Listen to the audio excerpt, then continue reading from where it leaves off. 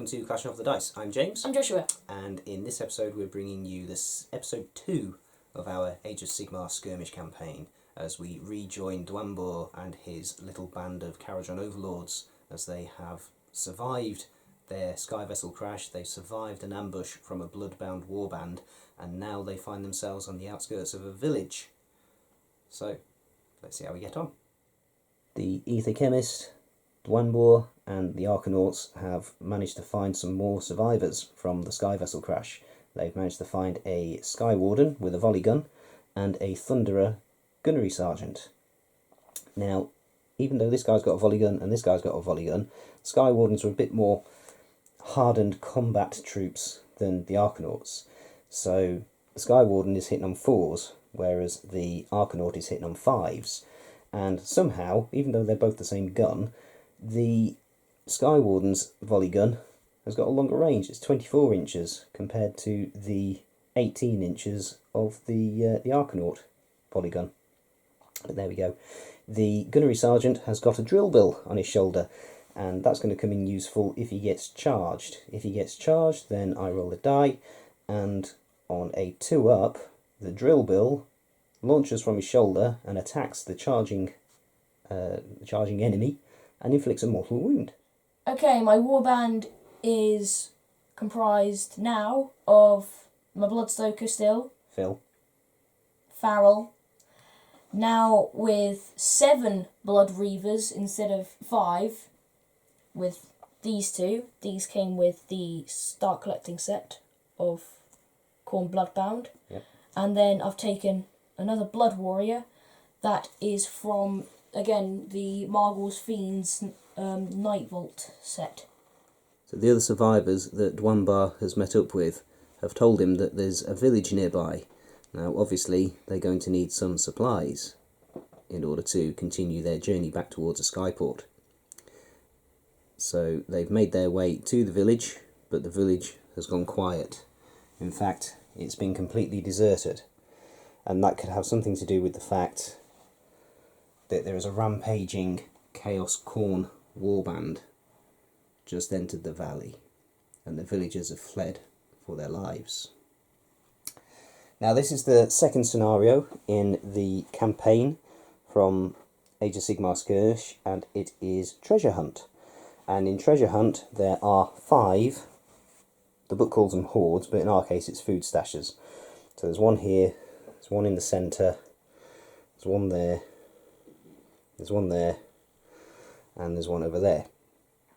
Now, we're on the scrounge for food, and at the end of each movement phase, if we have a model within 3 inches of one of these supply caches, or areas where there is potentially food, we roll a dice. Now, we roll the dice per food cache, per horde, rather than per model.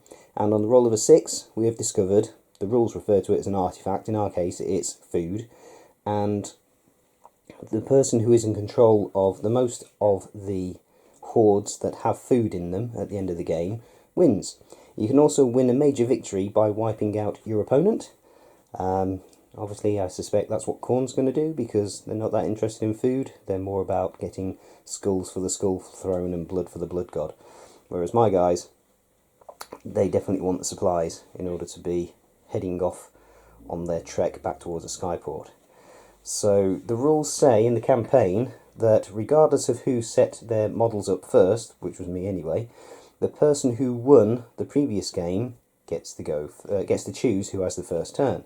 And I think I'm going to choose to have the first turn. So let's see if I can pick off some bad guys with a few shots from my new long-ranged weaponry. So into Karajan Overlords, turn 1. End of the movement phase, and the Sky Warden has just simply moved 12 inches up to this horde. The gunnery sergeant has run forwards. Over here, Duanbur and the 2 Arcanaut company have run over towards this cache. Now, this Arcanaut company with the volley gun is only just within 3 inches of this supply cache here. and obviously the Sky Warden is within 3 inches of that cache there. So we'll roll for this one first, and on a 6 we discover an artifact. And nope. And then this one, yes.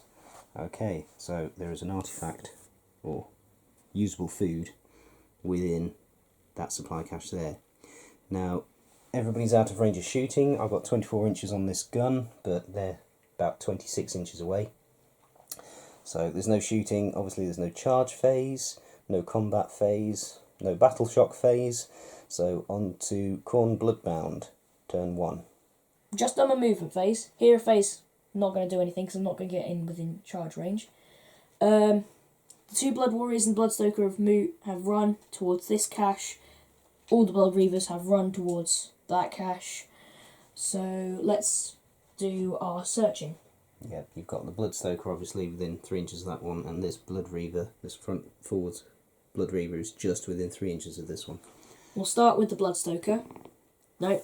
And now the Blood Reaver. No. Nope. 2 2s. Of course, no combat, no charging, no shooting, no nothing, so that's the end of my turn. Okay, so let's roll off for the next turn. 5. 2. 2. I think I'll go first on the next turn.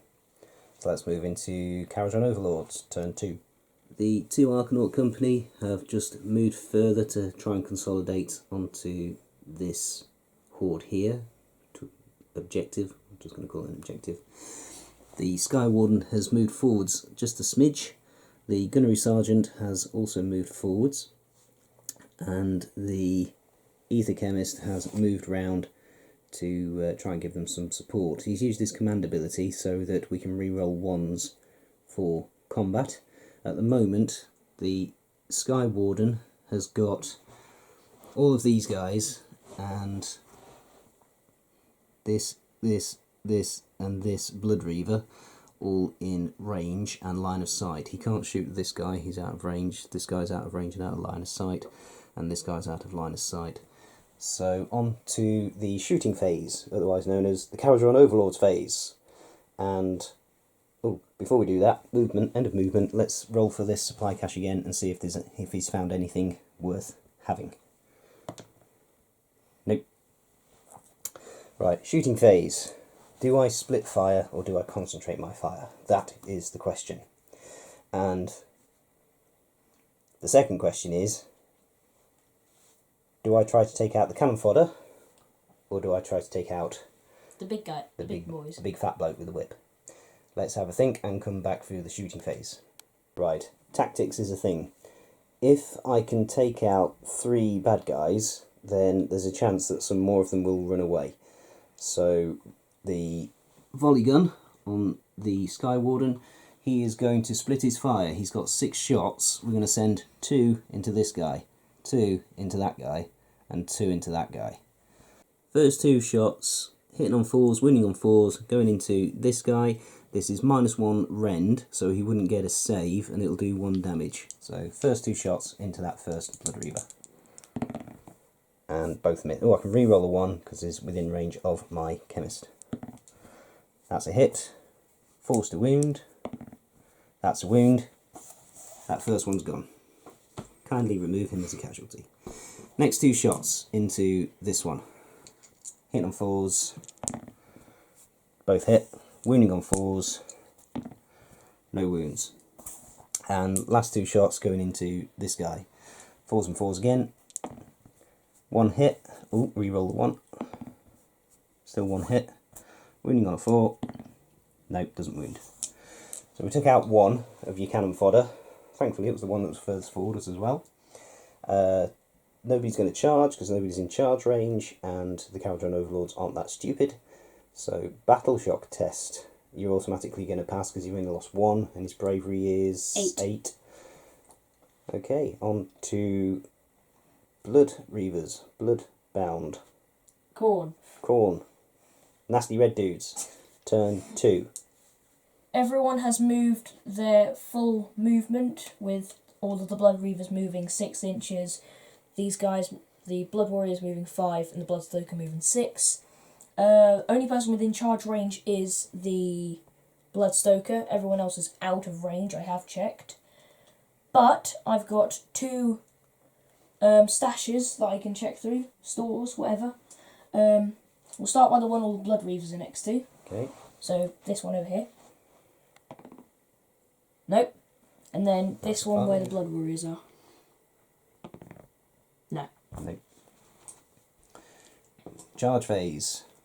Yes. The only person in range is your Bloodstoker. And he is about 9 inches away. Yeah, you'd need 9 inches to get in there. So on with we two looked dice. at the rules and you can't use your own ability on yourself, so that's 7 inches, so that's Yeah. a failed charge. That's a failed charge. Thank goodness for that. No combat, no battle shock. Yep, so Roll off the next turn. all off for next turn. You indeed. really need to win this. I really need to, yeah. Attention. 5. 5. Ooh. I You win get ties. If you get 6, I'm not going to be very happy. Yes! You get next turn. Yes. Okay. Time for some slaughter and blood. Bloodbound. Turn 3. Coming up. Okay, my movement is done. Everyone has moved their full movement. So again, 5, 6, 6. In the hero phase, I've used my thing where I get +1 to I can reroll failed rune rolls of 1. For everybody within 6 inches of your general. Yep. And my general is going to use his special ability where at the end of the movement phase, which is now, I can pick 1 unit, other friendly unit, so I'm going to pick Margor. He gets +3 to any running or charging rolls. So... You're going to search this cache. You're still within 3 inches of that Yep, one. I'm So still that's the within only 3 one you're within 3 inches of. Yep, so let's search. 6. Yes. So that's got something usable in it. Okay. That might persuade me to keep Garrick there. Onto the charging phase. Pretty much everyone is within charging range. The Blood Warrior has moved next to the cache as well as next to the Sky Warden, because the Sky Warden is very scary. Yeah, but you can't search that until your next movement phase. Nope. I'm now going to charge my Blood Champion, Chaos Champion. He needs a 4 because he's got the boosted 3 inches. So he needs a 4. Yep, he's in. So he's going to go to there. And then your final Blood Warrior. Yep, What does he needs need? a 10-inch charge, actually. 10-inch charge. No. That's a fail. This Blood Reaver managed to get in just. The rest all failed their charging. So now we move on to the actual combat.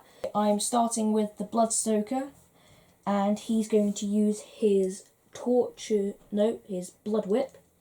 So that's 3 attacks and 3 hit. So it's 2 2 hits. hits.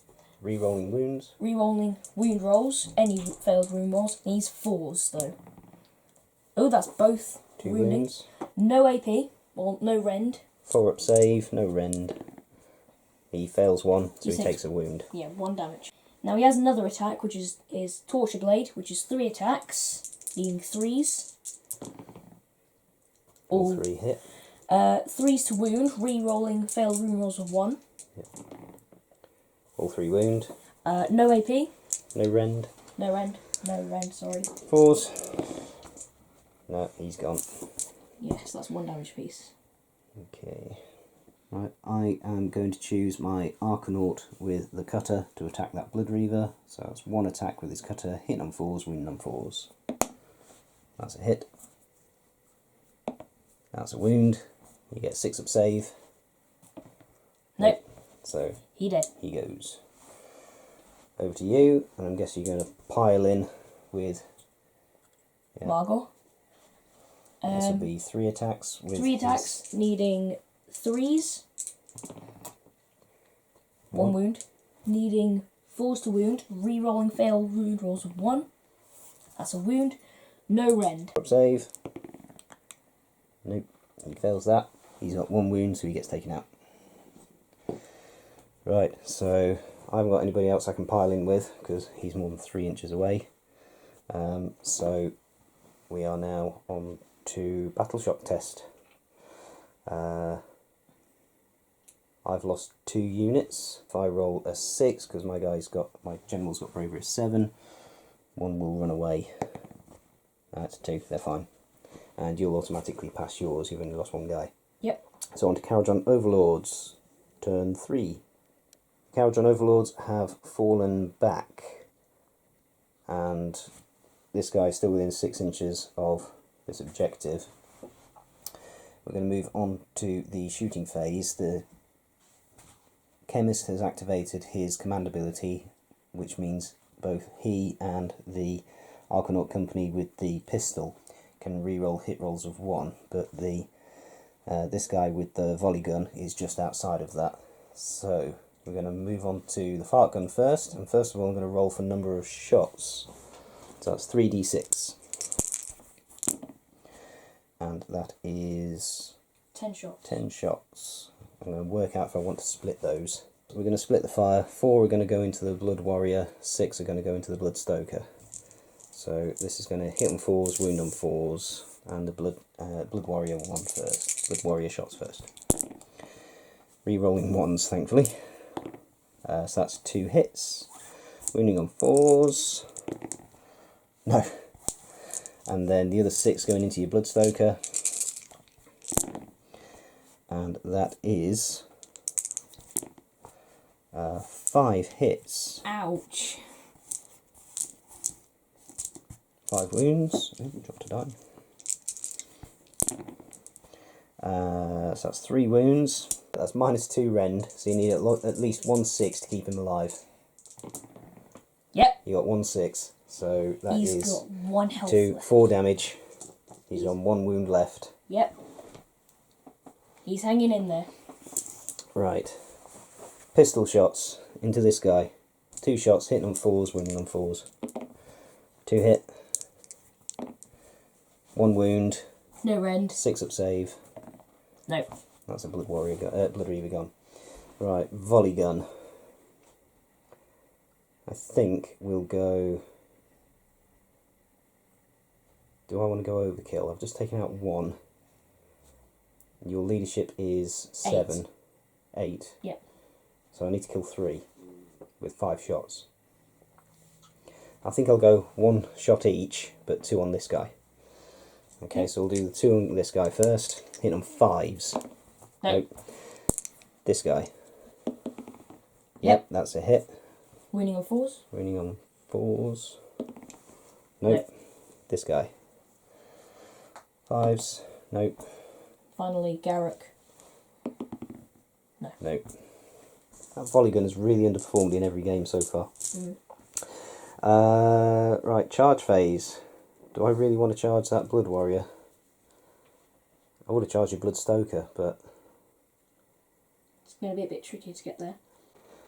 Okay, so the general attempted a charge and failed, so there's no battle shock to take because you would automatically pass. Right, on to turn 4, so roll off to see who goes first. Please be me. 6. Oh no, I need a 6. No! Right, on to Kharadron Overlords. Turn 4. In the hero phase, my Chemist activated his command ability for re-rolling hit rolls of 1. Again, that only applies to the little dude with the pistol. Movement, the pistol has moved forwards ever so slightly just to make sure he's got somebody in range. And we're going to go on to the shooting phase, and we'll start with the general. 3d6 attacks again. And that is not so good, that's only 6 shots.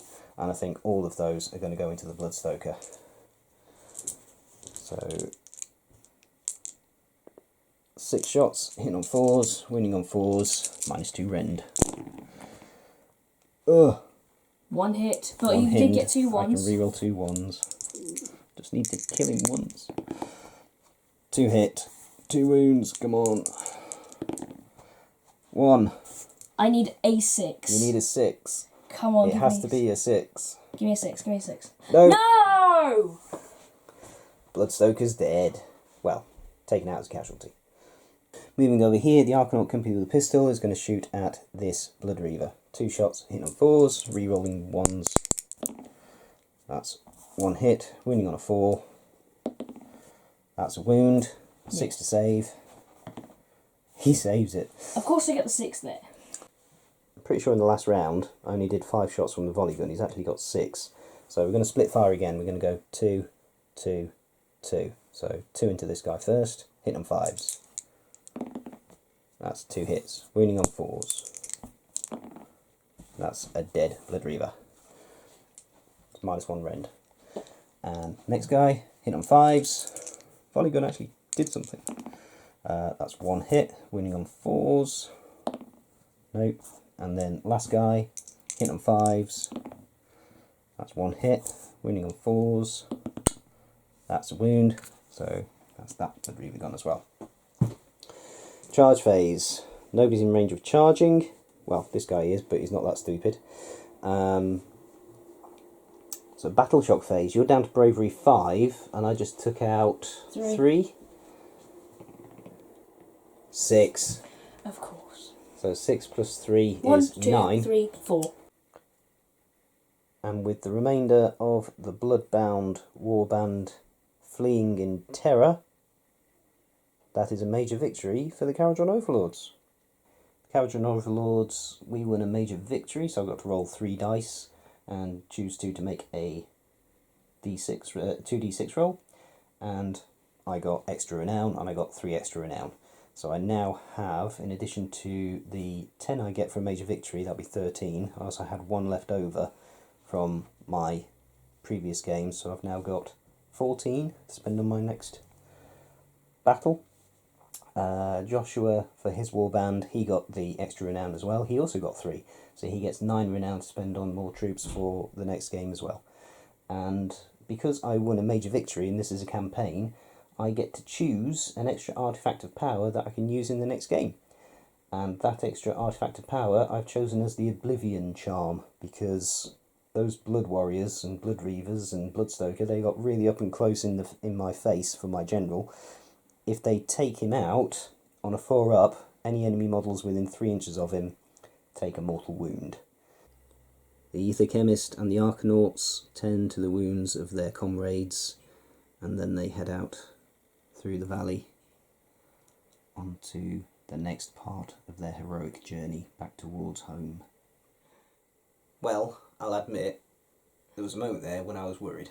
When you got that double turn, yeah, that was Scary. Yeah, I think my Ether Chemist needed a change of underwear, and that wasn't fart gun that you could smell. He was getting rather worried at the end there. I was quite glad when I managed to go first in the next turn. Which I needed to get, needed to be able to take, and then I was fortunate enough to take out your Bloodstoker.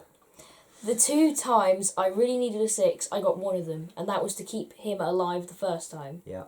And then, again, when you got the 6, I needed a 6, so then I could tie, and then we could re-roll, and hopefully I could win. Yeah, and then I was fortunate enough to take out your leader, which then lowered your bravery level to 5, And took everyone out a ran few away, more bad guys, and everybody ran away. unfortunately. Yeah, your mighty warriors of Khorne ran away from some little stunty dudes with pea shooters.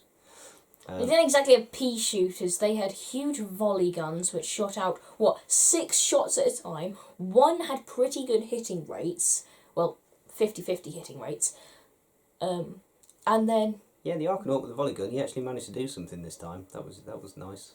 Rather than 1 shot in 21 going off, I think he had a few more than that this time. That was nice. I think he still only had 1. The little dude with the pistol, he was quite effective again. Blood Reavers still weren't effective. No.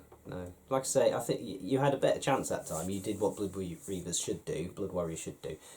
You actually charged forwards, and you managed to, as I say, you were lucky enough to get the double turn, so you could charge in. I ran forward, ignored the objectives, and just started killing. Yeah, that's what Blood Warriors should do, Blood Reavers should do. And in the end, it didn't come down to the objectives, which I quite liked.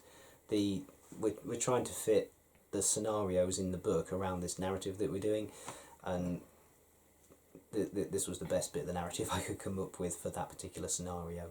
Rather than trying to... Yeah, I mean, my guys, they're not really interested in magical artefacts. If you know about the Caradron Overlords lore... They just want technology. Yeah, they don't really care a hoot about magical artefacts. I don't think Blood Warriors do to a certain extent either. No, On to episode 3 next. I'm hoping my Bloodbound do better. We did get some blood letters, and I'm hoping to use those next game. Yeah, you're hoping to add some more Demons. So, yeah, you added some demons to your ranks. So you got 9 renown to spend. Yeah, you could just go for sheer weight in numbers and get 9 Blood 9 Reavers. more Blood Reavers. Which would be annoying for you because that means you've got to paint more Blood Reavers. Well, yeah, but that's a lot of targets for me to have to shoot through. I know they've only got 6 up save, but that's a lot of targets for me to have to shoot through. And that's really what Blood Reavers are designed for. They are the meat shield, the cannon fodder. They charge headlong into the guns, and if they die, so be it. And then your more powerful dudes creep up behind and then slam in like a sledgehammer. So I think I need some more close combat support. So I think that's what I'm going to concentrate on for my reinforcements for the next game. I might go for a Sky Warden with a Sky Pike, a Custodian. I've got 14 renown spent, so I could get 2 Sky Wardens. That would be a bit annoying because I don't like Sky Wardens.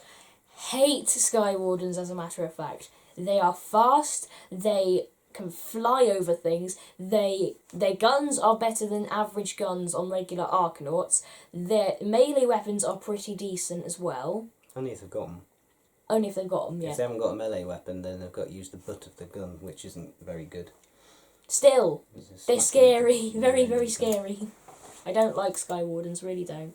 But anyway, thank you for watching. Please join us for episode 3 in this Age of Sigmar campaign, and I look forward to that game. And until next time, please continue to like, Comment, and subscribe. And until next time, God bless.